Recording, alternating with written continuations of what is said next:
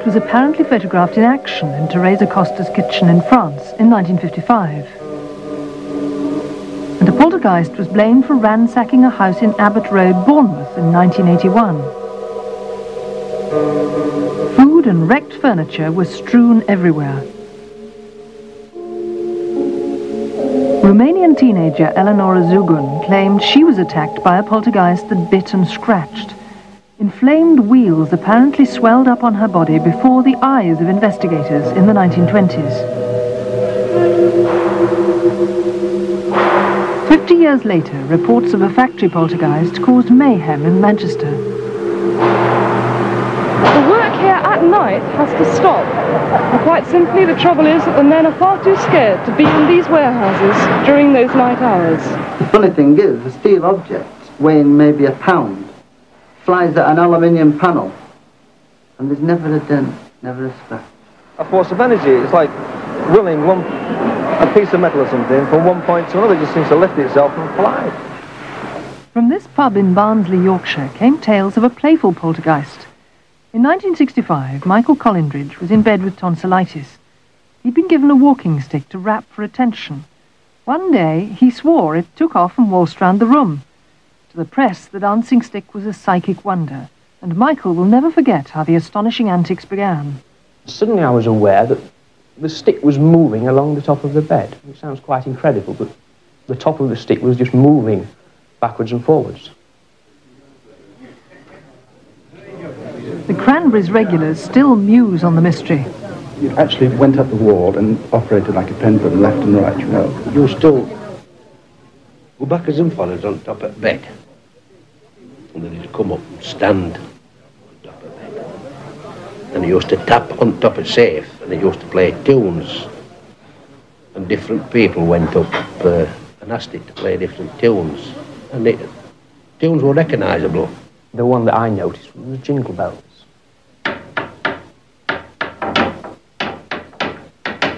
You have to tap 2 for no and 1 for yes or something like that. So I asked it, and they were all asking it questions, they were tapping, so I says to it, I says, what's his favourite going to win first race tomorrow, like, you know? But no damn. X-rays at the local hospital revealed nothing. No secret devices for conjuring tricks. But Michael was kept under close observation. I can remember someone saying, oh, you know, will you take your hands out from under the covers? Which I did. I think actually just one hand was under the covers. Put my hands on the bed and the stick continued to move around. I then sat up. And I can remember that, sort of being sat up in bed with this sort of stick behind me there. Still moving. Well, I stood fascinated watching it, thinking of trickery. But I saw no sign of trickery. I think, as far as one can say, it was some sort of spiritual influence of some sort or other, which was possibly attached to Michael rather than the stick itself. One day, me and my father went up with stripped off bed. No wires, nothing. But I still think Michael was doing it. Did you used to do it, Michael? No, I didn't. Nothing to do with me at all. Well, that was a good one.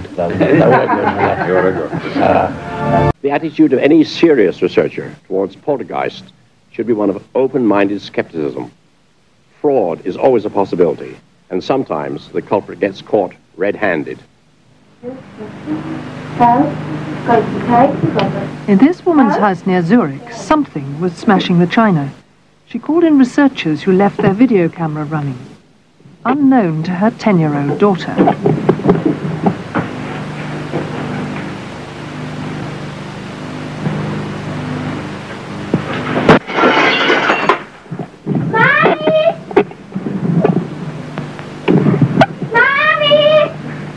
Das ist da gestanden, das Brünnli. Sag so, Brigitte. To the mother, it looked like the work of a poltergeist. And the case might never have been solved if the real culprit hadn't been captured on tape.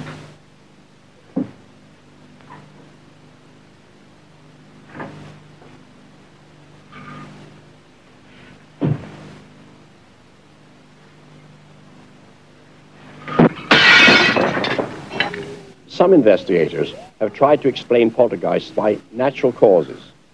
And there's one extraordinary case where the explanation was, quite literally, down to earth.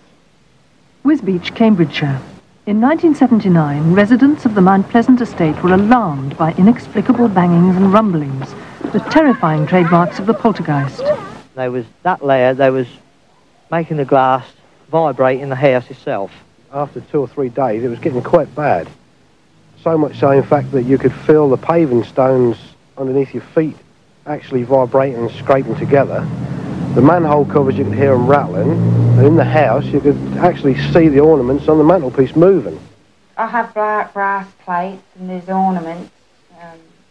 We were sat there watching the telly, and they started to shake at first, and then they just, one by one, started to fall off shelves and off of ready the wall, you know, and you thought, Craigie, whatever's going on here, you know, it just weren't natural. We didn't really know what it was.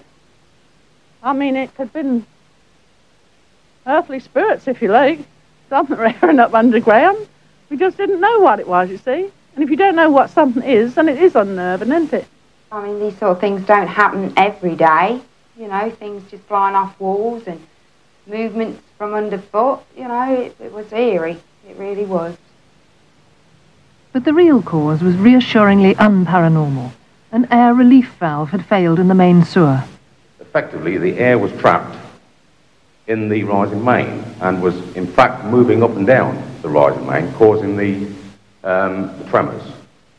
This would be similar to a central heating system. Air gets trapped in, the pipes rattle. If you imagine that in pipes of this size, effectively you've got 10 or 20 times greater noise as well.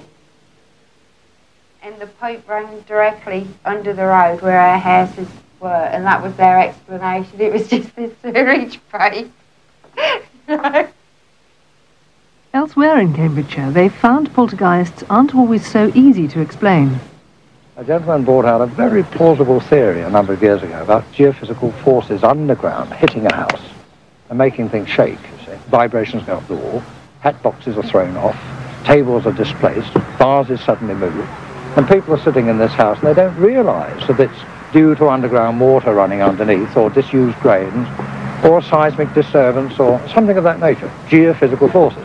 Tony Cornell is testing whether such forces can create effects that could be mistaken for poltergeists. Right, we'll just mount this up here. Down a bit, down a bit.